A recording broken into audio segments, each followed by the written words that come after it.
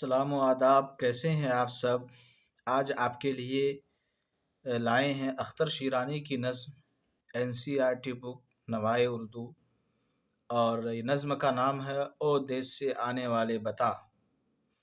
नज़्म से पहले हम ये जानते हैं अख्तर शीरानी की ज़िंदगी और उसके कारनामे और ख़िदमात के बारे में, उसकी पैदाइश के बारे में। जैसा कि आप देख रहे हैं अख्तर शीरानी की तस्वीर को यहाँ।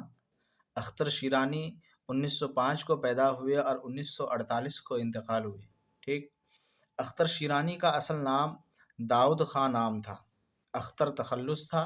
अख्तर तखल्लुस था। जैसा कि मैंने पिछले वीडियो में बताया था कि तखल्लुस किसे कहते हैं। गज़ल का जो आखिरी शेर रहता है उसमें शायर अपना नाम क्या करता है, रखता है, तो उसी को क्या कहते हैं, तखल्लुस कहते हैं। जैसे कि बना है शह का मुसाहिब फिरे हैं इतराता, वगरना शहर में गालिब की आबरू ही क्या है। तो इस शेर में जो गालिब अपना नाम इस्तेमाल किया है तो वो अपना तखल्लुस इस्तेमाल किया है। तो शायर अपना नाम तखल्लुस में कभी इस्तेमाल करता है, कभी कोई दूसरा नाम इख्तियार करता है। तो आम तौर पर शोरा जो है अपना नाम ही तखल्लुस इस्तेमाल करते हैं, लेकिन ज़रूरी नहीं है कि वही इस्तेमाल हो, बदल बदल कर भी इस्तेमाल करते हैं। ठीक है, तो इस तरह से हम तखल्लुस समझ गए। तो दाऊद ख़ान नाम अख्तर तखल्लुस मशहूर मुहक्किक हाफिज़ महमूद ख़ान शीरानी के बेटे थे। ज़बान पर उर्दू ज़बान की तारीख़ पर और उर्दू ज़बान की तहक़ीक़ पर इनके बहुत बड़े कारनामे हैं। हाफिज़ महमूद शीरानी और इन्हीं के बेटे का नाम है दाऊद ख़ान यानी अख्तर शीरानी। तो अख्तर शीरानी के वालिद साहब बहुत बड़े मुहक्किक थे उर्दू के, और जिनकी किताब का नाम है पंजाब में उर्दू। ये कहाँ पैदा हुए? टोंक में पैदा हुए। तालीम व तरबियत लाहौर में हुई। यहाँ उनके वालिद ओरिएंटल कॉलेज लाहौर में उस्ताद थे। अख्तर शीरानी ने लाहौर के कई मशहूर अदबी रसाइल, रिसाला की जमा रसाइल, रसाइल किसे कहते हैं, मैगज़ीन को कहते हैं। रिसाले का नाम क्या है, हिमायूं, ख़यालिस्तान, शाहकार और इंतखाब में इदारती फ़राइज़ अंजाम दिए। इदारती फ़राइज़ अंजाम देने का क्या मतलब, जो मैगज़ीन के जो मेंबर्स होते हैं उनके कुछ काम होते हैं, उन्हीं को अंजाम देना। जवां उम्री में इंतकाल हुआ, यानी जवानी में ही इंतकाल हो गए। अख्तर एक रूमानी शायर थे। उन्होंने गज़लें भी कही और नज़में भी। रूमानी नज़मों के बाइस ज़्यादा मशहूर हुए। अच्छा, रूमानी शायर थे, क्या मतलब होता है इसका? यहाँ लिखा हुआ है कि रूमानी नज़मों के बाइस ज़्यादा मशहूर हुए। आपको पता होना चाहिए रूमानियत का दौर कब आया। 1750 के बाद 18वीं सदी में रूमानियत का दौर आया। उर्दू में उसको अंग्रेज़ी में उसको रोमांटिसिज्म कहते हैं। रोमांटिसिज्म ही को रूमानियत उर्दू में कहते हैं। आखिर होता क्या है रोमांटिसिज्म? इंसान अपने ख़यालात की बुनियाद पर जो तहरीरें पेश करता है, उनकी ख़यालात और उसमें हकीकत की बातें रहती है, लेकिन हकीकत से ज़्यादा उसमें ख़याली दुनिया का कशमकश रहता है, ख़याली दुनिया का अमल दखल रहता है। वह ख़यालात को, जज्बात को खूबसूरत अंदाज़ में तहरीरें देता है और बयान करता है। तो इसी को क्या कहते हैं, रूमानियत कहते हैं, रोमांटिसिज्म कहते हैं। जैसा कि उसकी एक नज़्म है ओ देश से आने वाले बता, अभी हम पढ़ेंगे, तो ये रूमानियत बेस नज़्म है। तो हम समझ गए कि रूमानी शायर का क्या मतलब होता है, जो जज्बात और ख़यालात को खूबसूरत अंदाज में पेश करे, ऐसे शायर को रूमानी शायर कहते हैं। अख्तर की नज़मों में ग़िनायत पाई जाती है। ग़िनायत का मतलब मौसीकी पाई जाती है, म्यूज़िक पाया जाता है। गाने के जब उसको गाया जाए तो उसमें तरन्नुम पाया जाता है। जब उसको गाया जाए वो लतीफ़ जज्बात मुतरन्नुम अंदाज़ में बयान करते हैं। उनके कलाम में सरशारी और सरमस्ती है, यानी जब उसके कलाम को पढ़ा जाए तो झूम जाने का मन करता है, बेखुद और मस्त हो जाने का मन करता है। अख्तर की रूमानियत ख्वाब ख़याल से ज़्यादा हमारी धरती और उसके हुस्न के गिर्द घूमती है। देखिए, रूमानियत की बहुत सारी किस्में होती है। ख्वाब ख़याल एक, जैसा कि मैंने बताया, ख्वाब की दुनिया, ख़यालों की दुनिया। लेकिन अख्तर शीरानी की जो नज़में हैं उसमें हमारी धरती के बारे में, अपने देश के बारे में, वतन के बारे में, हम जिस इलाके से ताल्लुक़ रखते हैं उसके बारे में ज़्यादा बयान होता है। इसलिए मानूस मालूम होती है, यानी जान पहचान मालूम होती है। अख्तर ने रूमानी नज़मों के अलावा सोनेट भी लिखे हैं। सोनेट जो है, ये सोनेट क्या है? یہ بھی شاعری کی ایک قسم ہے جو غیر ملکی ادب سے اس کا لٹریچر سے اس کا تعلق ہے۔ سونٹ یہ مطلب انگریزی ادب سے آیا ہے، اس کے بعد پھر اردو میں آیا ہے۔ اس کی بہت ساری قسمیں ہیں، یہ جاننا ابھی ضروری نہیں ہے۔ ان کی نظموں کا دوسرا موضوع حب الوطنی ہے، وطن سے محبت، جس طرح کہ علامہ اقبال کو وطن سے بے پناہ محبت تھی، ان پر شاعری سے پتہ چلتا ہے۔ چک بست نارائن کو بے پناہ محبت تھی، اور بہت سارے شعراء ہیں۔ تو ان کی نظمیں پڑھ کر اندازہ ہوتا ہے کہ وہ اپنی محبت اور وطن کی خاطر کسی بھی قربانی کے لیے تیار ہیں، ٹھیک ہے۔ پھولوں کے گیت، شیرستان، صبح بہار، نغمہ حرم، طیور آوارہ، طیور تیر کی جمع ہے، تیر کا مطلب پرندہ، طیور آوارہ، آوارہ پرندہ، ادھر ادھر گھومنے والا پرندہ، اخترستان، لالۂ طور، شہرو اور سبشتان ان کے شعری مجموعے ہیں۔ شعری مجموعے کیا مطلب ہے؟ کلیکشن آف پوئٹری کو کیا بولتے ہیں؟ شعری مجموعے ہوتے ہیں۔ ساری شاعری کو اکٹھا کر کے کتاب کی شکل دی جائے تو اسی کو کیا بولتے ہیں؟ شعری مجموعے بولتے ہیں۔ تو ہم نے اختر شیرانی کے بارے میں جان لیا، اب ہم پڑھیں گے اختر شیرانی کی نظم او دیس سے آنے والے بتا کیا حال ہے دیس کا۔ آئیے سب سے پہلے اس نظم کا پس منظر اور خلاصہ دیکھ لیتے ہیں کہ اس نظم کا پس منظر کیا ہے۔ او دیس سے آنے والے بتا، ایک نو وارد ہم وطن کسی غریب الوطن کا خطاب۔ نو وارد کا مطلب نیا آنے والا، اور ہم وطن ایک ہی وطن کا رہنے والا، کسی غریب الوطن ایک ایسا انسان جو پردیس میں ہے اس سے بات، یعنی ایک ایسا انسان جس وطن میں ہم رہتے ہیں، جس جگہ میں ہم رہتے ہیں، جس گاؤں میں رہتے ہیں، وہاں سے آنے والا ایک آدمی شہر میں آیا، اور اسی گاؤں کا دوسرا آدمی جو بہت دن سے اپنے گاؤں نہیں گیا تھا، دوسرے آدمی سے ملاقات کرتا ہے اور پوچھتا ہے، یا دوسرے دیش میں رہتا ہے، اس دیش سے جب آتا ہے تو پوچھتا ہے، اے آنے والے، او دیش سے آنے والے بتا میرے دیش کا کیا حال ہے، میرے گاؤں کا کیا حال ہے۔ یہ اصل موضوع ہے اس نظم کا۔ اور خلاصہ اس میں کیا ہے کہ او دیس سے آنے والی بتا کہ ایسی نظم ہے جس میں پردیس میں رہنے والا شخص اپنے وطن سے آنے والے دوسرے شخص سے طرح طرح کے سوال کر رہا ہے، جیسا کہ نظم سے پتہ چلتا ہے۔ حالانکہ اس نظم میں وطن کی یادیں ہیں، مگر ان یادوں میں وہ بھی رومانیت بسی ہوئی ہے۔ وہ پوچھتا ہے کہ وطن، وہاں رہنے والے، اس کے ساتھ ہی باغوں میں چلنے والے مستانہ ہوائیں، درخت، شاخیں، کوا، مینا، چیل اور جو پرندے ہیں، کوئل ہیں، سب ان کی جو بچپن کی یادیں ہیں، سب کو ایک جگہ اکٹھا کر کے وہ پوچھ رہا ہے، سب ٹھیک ہے نا، سب ٹھیک تو چل رہا ہے نا؟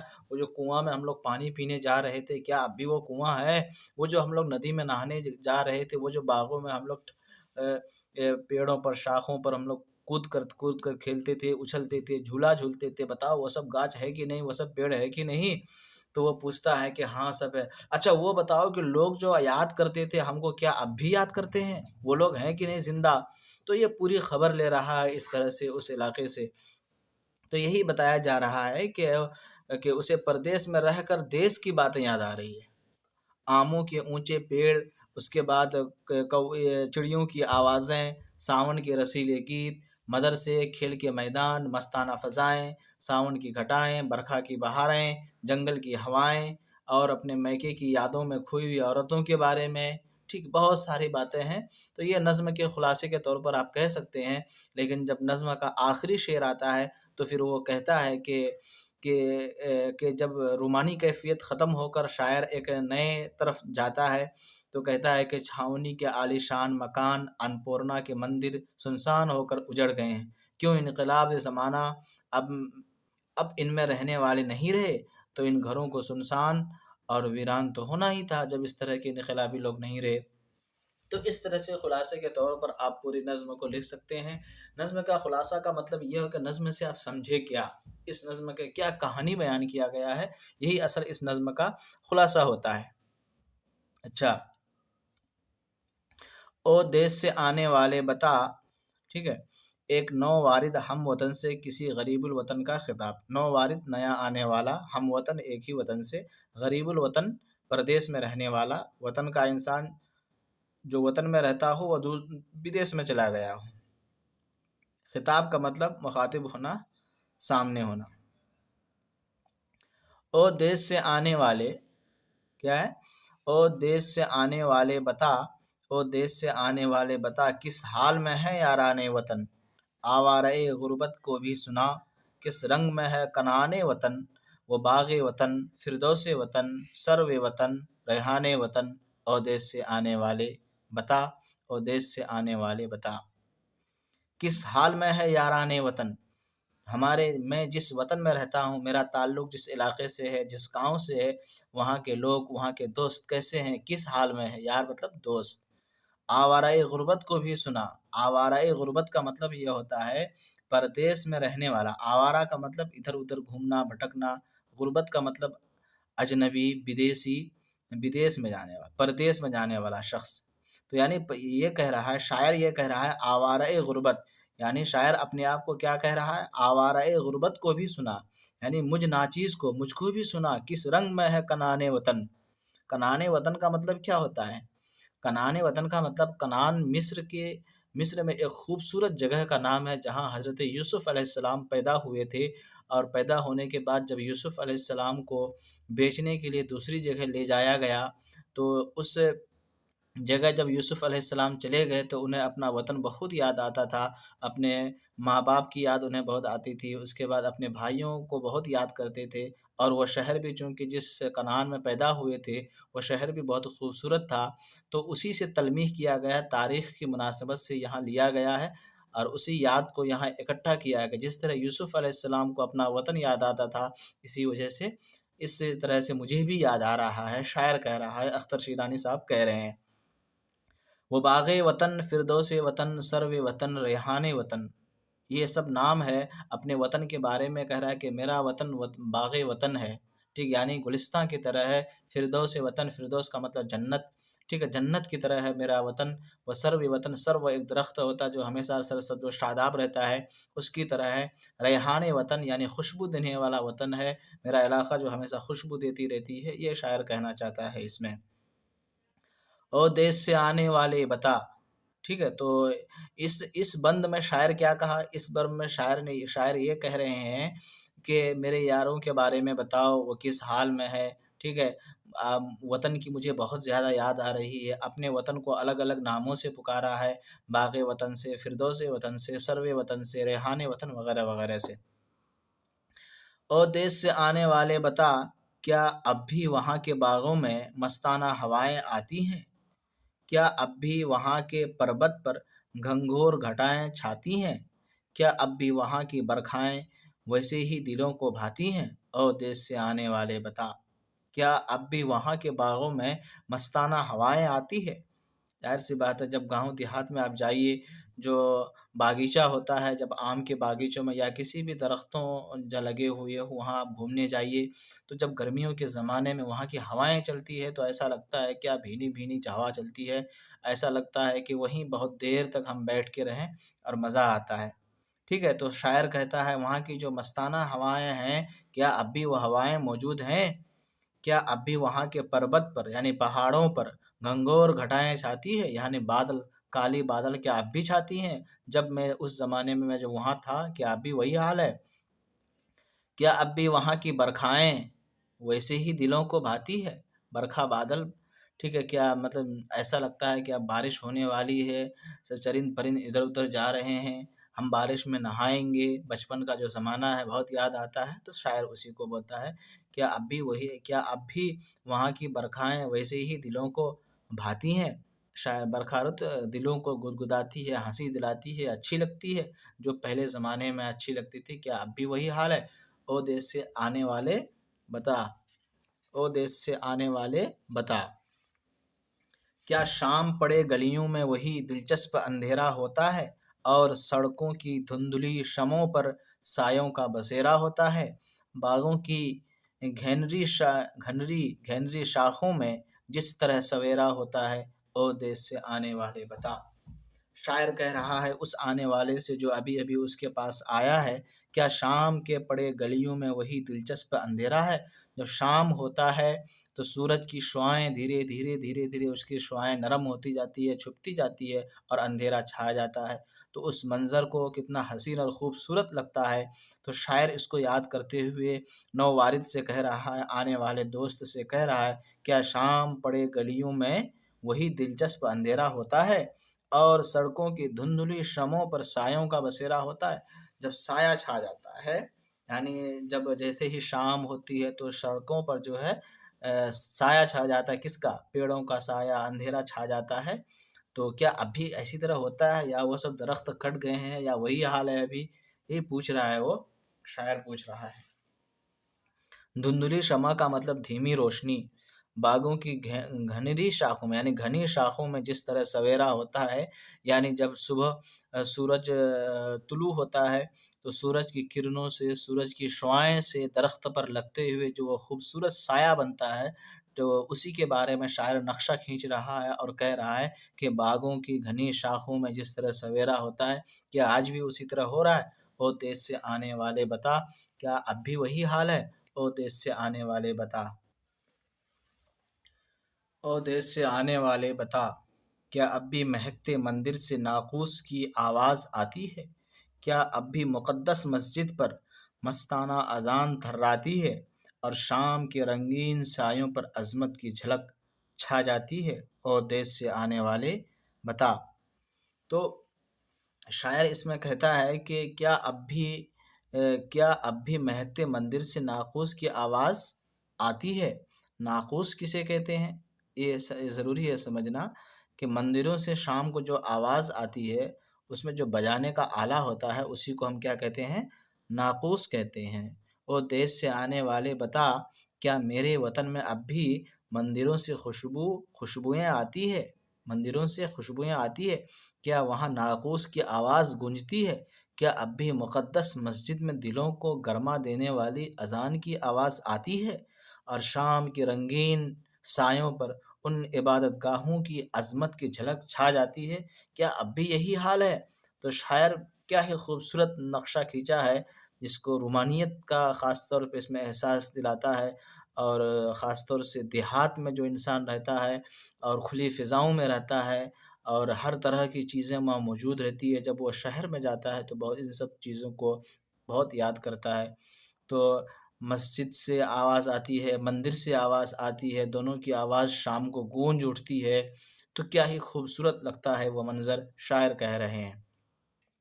او دیس سے آنے والے بتا، کیا آم کے اونچے پیڑوں پر اب بھی وہ پپیہے بولتے ہیں؟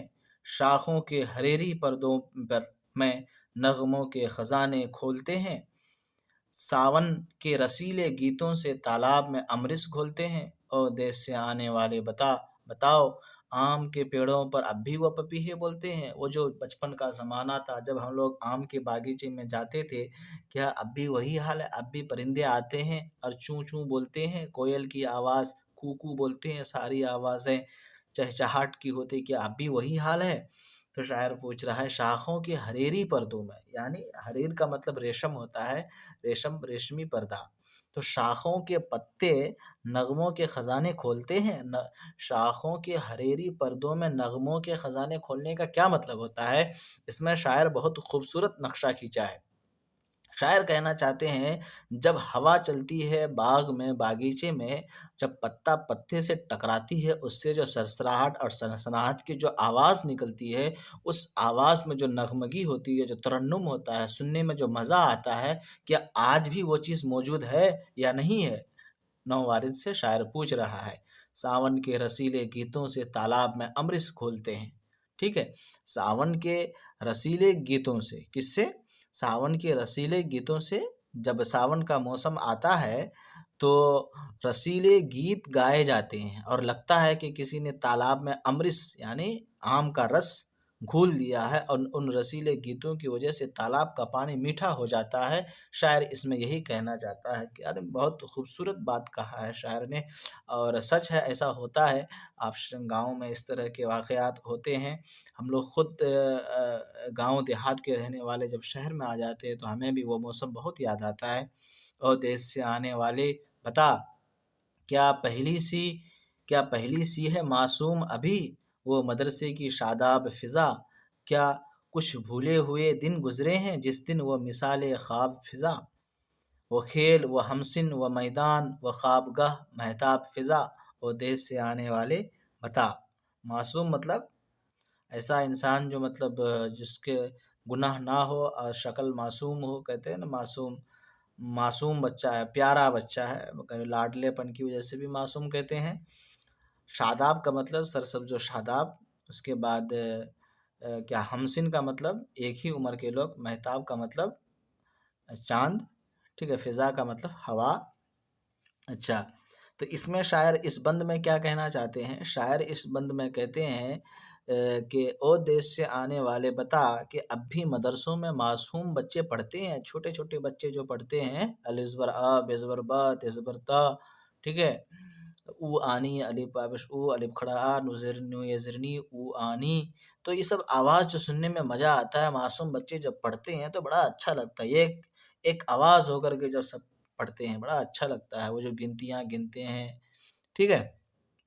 اب سب خواب سا نظر آتا ہے، یہاں شاعر کہتا ہے وہ اب مثال خواب فضا، یعنی اب سب خواب سا نظر آتا ہے، اب سب ہم چھوٹے چھوٹے بچے کس طرح مدرسے جاتے تھے، اب میدان میں ہم عمر بچوں کے ساتھ کھیلتے تھے، میں وہ دن بھولا نہیں، وہ میدان جہاں چاند کی چاندنی آرام کیا کرتی تھی، کیا اب سب کچھ وہی موجود ہے یا نہیں ہے؟ تو شاعر کہہ رہا ہے کہ بہت یاد آتی ہے شاعر کو وہ زمانہ، تو الگ الگ بند میں الگ الگ اپنا خیال پیش کر رہے ہیں۔ او دیش سے آنے والے بتا، کیا اب بھی کسی کے سینے میں باقی ہے ہماری چاہ، بتا کیا یاد ہمیں بھی کرتا ہے اب یاروں میں کوئی آہ، بتا او دیش سے آنے والے بتا، للہ بتا، للہ بتا او دیش سے آنے والے بتا۔ اب آخر میں شاعر کہہ رہا ہے کسی کے سینے میں کیا ایسا بھی ہو گیا ہے کہ وہاں کے لوگ اب مجھ کو بھول گئے ہیں؟ کیا کوئی انسان ایسا ہے جو اب تک مجھے یاد کر رہا ہے؟ کسی کے سینے میں میری یاد اب تک ہے؟ بتائیے آپ۔ تو وہی شاعر کہہ رہا ہے کہ او دیش سے آنے والے بتا کہ اب بھی ہمیں کوئی یاد کرتا ہے، کسی کے سینے میں ہماری محبت ہے، ہمارے دوستوں میں کوئی مجھے پیار کر رہا ہے، کوئی یاد بھی کرتا ہے یا نہیں؟ خدا کے واسطے بتا، اللہ کے واسطے بتا، میرے دیش میں سب کچھ ویسا ہی ہے جیسا کہ میں چھوڑ کر آیا ہوں، او دیش سے آنے والے بتا، بتاؤ کیا حال ہے؟ او دیش سے آنے والے بتا، کیا ہم کو وطن کے باغوں کی مستانہ فضائیں بھول گئیں، برکھا کی بہاریں بھول گئیں، ساون کی گھٹائیں بھول گئیں، دریا کے کنارے بھول گئے، جنگل کی ہوائیں بھول گئے۔ اب شاعر جو کہہ رہا ہے بتاؤ ان درختوں کے بیچ جو میں رہا کرتا تھا، اچھلا کرتا تھا، کودا کرتا تھا، کھیلتے تھے، درختوں پر چڑھتے تھے، شاخوں میں جھولا جھولتے تھے، تو بتاؤ کیا ہم وطن کے باغوں کی مستانہ فضائیں بھول گئے؟ وطن کے باغوں میں جو فضائیں ہیں، جو ہوائیں ہیں، کیا وہ سب فضا اور ہوا وہ سب ہمیں بھول گئے؟ برکھا کی بہاریں بھول گئیں، برکھا کی جو بہاریں ہیں ان سے پوچھنا میرا نام، کیا وہ بھی بھول گئیں؟ ساون کی گھٹائیں بھول گئیں، ساون کی جو گھٹائیں، جو بادل گرج رہا تھا، کیا وہ سب بھی بھول گئے؟ دریا کے کنارے بھول گئے، دریا کے کنارے میں جایا کرتا تھا، مچھلیاں مارتا تھا، کھیلتا تھا، بیٹھا رہتا تھا، نہاتا تھا، اچھل کود کرتا تھا، کیا وہ لوگ بھی بھول گئے؟ جنگل کی ہوائیں بھول گئی، جنگل میں ٹہلتا تھا، ٹھیک ہے، تو گھومتا تھا، تو کیا جنگل کی ہوائیں بھی بھول گئی اب؟ بتاؤ او نو وارد آنے والے بتاؤ، او دیش سے آنے والے بتاؤ، یہ وہ جلدی بتاؤ کیا حال ہے وہاں کا، کیا سب کوئی بھول گیا؟ او دیش سے آنے والے بتا، او دیش سے آنے والے بتا، کیا گاؤں پہ اب بھی ساون میں برکھا کی بہاریں چھاتی ہے، معصوم گھروں سے بھور بھئیے چکی کی صدائیں آتی ہے، اور یاد میں اپنے میکے کی بچھڑی ہوئی سکھیاں گاتی ہیں، او دیش سے آنے والے بتا، او دیش سے آنے والے بتا۔ شاعر نے یہ بند بہت خوبصورت کہا ہے، کہتے ہیں کہ اب بھی گاؤں میں ساون کی موسم میں برکھا رت یعنی بادل چھاتی ہے، اور سیدھے سادے لوگوں کے گھروں سے صبح سویرے چکی یعنی جیتا چلنے کی آواز آتی ہے، اور میکے کی یاد میں بچھڑی ہوئی سہیلیاں سکھیاں گانے گاتی ہیں، اور دیش سے آنے والے بتا کیا اب سب کچھ ویسا ہی ہے جیسا کہ میں چھوڑ کے گیا تھا۔ صدائیں مطلب آواز، سکھیاں سہیلی، تو بھور بھئیے کے مطلب بھور بھور صبح صبح۔ تو شاعر اس میں کیا کہتا ہے، صبح کے الگ الگ صبح کے منظر کے، دن کے منظر کو، کھیلنے کے منظر کو، ہر چیز کو شاعر نے کیا ہی خوبصورت انداز میں نقشہ کھینچا ہے، شاعر نے اس کو بیان کیا ہے۔ ادیس سے آنے والے بتا، او دیش سے آنے والے بتا، کیا اب بھی پرانے کھنڈروں پر تاریخ کی عبرت طاری ہے، अन्नपूर्णा के उजड़े मंदिर पर मायूसियों हसरत तारी है। सुनसान घरों पर छावनी के वीरानियों रिक्कत तारी है। ओ देश से आने वाले बता, ओ देश से आने वाले बता। इस बंद से नज़्म की फ़िज़ा बदल जाती है, माहौल बदल जाता है। अब शायर दूसरी तरफ अचानक अपना ख़्याल बदल देता है कि शायर रूमानी फ़िज़ा से बाहर आ जाता है और उसे याद आता है कि उसके वतन में जो आलीशान इमारतें हैं, आलीशान इबरत तारीख़ खंडर, तारीख़ की इबरत तारी है, तारीख़ की इबरत तारी है, पुराने खंडर आलीशान इमारतें हैं। इनकलाब ज़माना से वह खंडरों में बदल गई हैं, यानी आज़ादी के बाद से अन्नपूर्णा का मंदिर अब या आबाद नहीं है। वहाँ मायूसी व हसरत तारी है क्या? छावनी के सुनसान घरों पर वीरानी रिक्कत तारी है, क्योंकि वहाँ कोई रहने वाला नहीं है, क्योंकि वहाँ कोई रहने वाला नहीं है। मकीनों के न होने से मकानों की हालत ख़राब हो जाती है। मकीन का मतलब रहने वाला, मकान जगह को बोलते हैं। ज़ाहिर सी बात है, जिस घर में इंसान ना हो तो वह खंडर हो जाता है। तो शायर वही कहता है, मकान सुनसान होकर अपने रहने वालों के लिए अफसुर्दा नज़र आते हैं। मकान, ये वाला शेर है, सुनसान होने की वजह से, वीरान होने की वजह से अफसुर्दा नज़र आता है। ठीक है। इन आखिरी 3 मिसरों में शायर ने उरूज व ज़वाल की कहानी को समोया है, यानी पहले क्या था, अब क्या हो गया है। जहाँ कभी आबादी थी, रौनक था, आलीशान इमारतें थीं, और वक्त ने उन्हें खंडेर बना दिया है, खंडर बना दिया है और वीराने में बदल गए हैं। इस तरह से हमने अख्तर शीरानी की इस नज़्म को पढ़ा, ओ देश से आने वाले बता, ओ देश से आने वाले बता। तो देश से आने वाले ने सब कुछ बता दिया, जो जो कुछ उसने महसूस किया। अब देखते हैं सवालों के जवाब लिखिए। नज़्म के पहले बंद में आवारा-ए ग़ुरबत और कनान वतन से शायर की क्या मुराद है? ठीक है। जैसा कि मैंने बताया कि आवारा-ए ग़ुरबत इसमें शायर का नाम है, और आवारा-ए ग़ुरबत का मतलब यह हुआ कि आवारा इधर उधर भटकना, और ग़ुरबत का मतलब परदेश। तो परदेसी जो है परदेश में जाकर के इधर उधर भटक रहा है और अपने वतन की याद में घूम रहा है, तो उसी को क्या कहते हैं। और अपने आप, शायर ने अपने आप को आवारा-ए ग़ुरबत कह रहा है। तो नज़्म के पहले बंद में आवारा-ए ग़ुरबत का मतलब शायर है। और शायर क्यों है, शायर ऐसा क्यों बोल रहा है? क्योंकि वह परदेश गया है और वहाँ इधर उधर भटक रहा है। कनाने वतन, कनाने वतन का क्या मतलब? जैसा कि मैंने बताया, कनान मिस्र में एक खूबसूरत जगह का नाम है जहाँ हज़रत यूसुफ़ अलैहिस्सलाम पैदा हुए थे। और इस शेर में लाने का क्या मतलब? इस शेर में लाने का मतलब ये है कि यूसुफ़ अलैहिस्सलाम को जब बेचने के लिए लेके गए थे, और वहाँ उसको, हज़रत यूसुफ़ अलैहिस्सलाम को बहुत ज़्यादा अपना वतन, अपने अज़ीज़, अपने लोगों को बहुत याद करते थे। इस बुनियाद पर वो यहाँ से डिनोट कर लिया गया है, और उसी माहौल को यहाँ लाया गया है। और शायर ने कनाने वतन कह कर के ये कहना चाहता है शायर कि मुझे भी आज अपना वतन याद आ रहा है। दूसरा नंबर सवाल क्या है? परदेश में वतन से आने वाले शख्स से शायर बेताब होकर क्या-क्या पूछता है?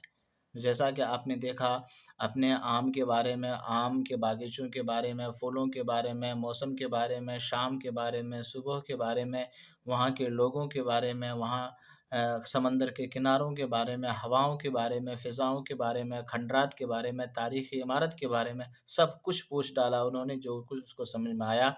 लास्ट में यह तक कह डाला कि क्या वहाँ के लोग मुझको याद भी कर रहे हैं या नहीं करते हैं। ओ देश से आने वाले बता, लिल्लाह बता से शायर क्या मुराद है? शायर यहाँ पर खूब एहसास जता रहा है कि अल्लाह के वास्ते बताओ, बताओ आखिर क्या बात है, बताओ कुछ तो खबर सुनाओ, बहुत दिन से हम घर नहीं गए हैं, क्या हाल चाल है? तो कसम दिला दिला करके उसे पूछा जा रहा है। तो उसे यही एहसास शायर क्या किस एहसास का इज़हार हो रहा है? बहुत शिद्दत से एहसास कर रहा है, बहुत ज़्यादा उसको अपनी वतन की मोहब्बत सता रही है, ये एहसास ज़ाहिर हो रहा है। शाखों के हरेरी पर्दों में नगमों के खजाने कौन खोलता है? ठीक है। तो इससे क्या मतलब होता है? हरेरी पर्दों में नगमों के खजाने, वही जैसा कि शाख कौन खोलता है? हवाएं खोलती है, वहाँ का मौसम खोलता है। जब हवा चलती है तो पत्तों से पत्ते टकराते हैं, उससे जो सनसनाहट और सरसराहट की आवाज़ निकलती है, उससे नगमा बनता है। वो आवाज़ सुनने में बड़ा अच्छा लगता है। तो इसी को बेहतरीन उर्दू में शायर ने हरेरी पर्दों में नगमों के खजाने खोलने से मुराद लिया है, मतलब कहा है। ठीक है। تو اس طرح سے ہم نے اختر شیرانی کی نظم او دیس سے آنے والے بتا کو اس انداز میں بیان کیا تاکہ آپ کے سامنے ساری باتیں واضح ہو، اور اگر ایگزام میں آئے اور اس کے علاوہ آپ اگر اردو سیکھنا چاہتے ہیں، شاعری سیکھنا چاہتے ہیں، تو آپ کے لیے ضروری ہے کہ آپ اردو کو پڑھیے، اور اس خاص کر کے ویڈیوز کا سہارا لے کر کے اردو کو پڑھیے تاکہ آپ کو اچھی سمجھ آئے، شاعری کی اردو کی سمجھ میں آئے، اور آپ کا ایگزام میں، بورڈ کے ایگزام میں آپ کا زیادہ سے زیادہ معاون و مددگار ہو۔ آج کے لیے اتنا کافی ہے۔ خدا حافظ۔